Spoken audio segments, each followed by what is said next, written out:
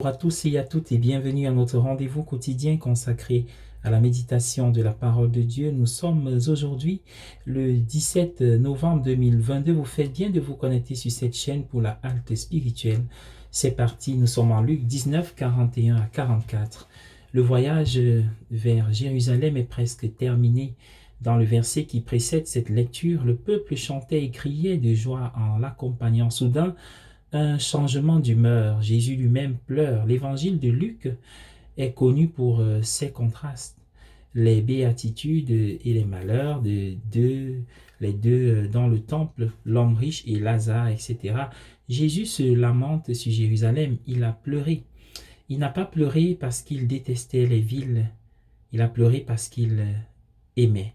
Il avait dit « Heureux ceux qui pleurent ». Sa propre vie, comme Origène l'a noté, exhibait toutes les béatitudes. L'amour est la bonne raison pour la plupart des choses.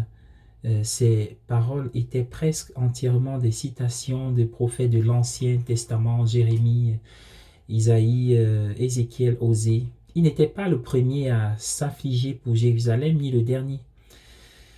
De l'autre côté de la vallée de la ville de Jérusalem se trouve une petite église appelée Dominus Flevit, ce qui signifie le Seigneur a pleuré.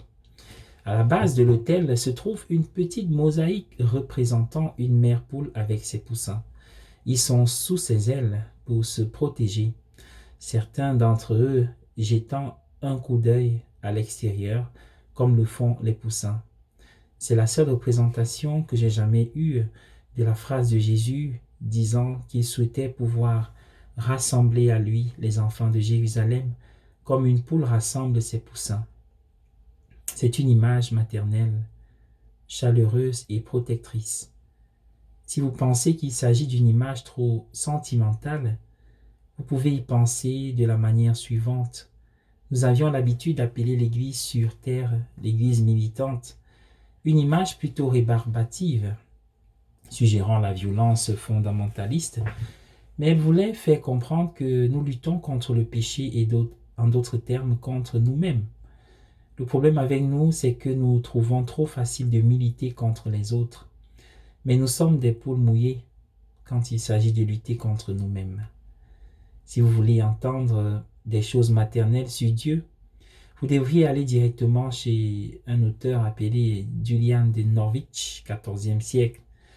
En voici un extrait. « J'ai vu que Dieu est pour nous tout ce qui est bon et réconfortant pour notre aide.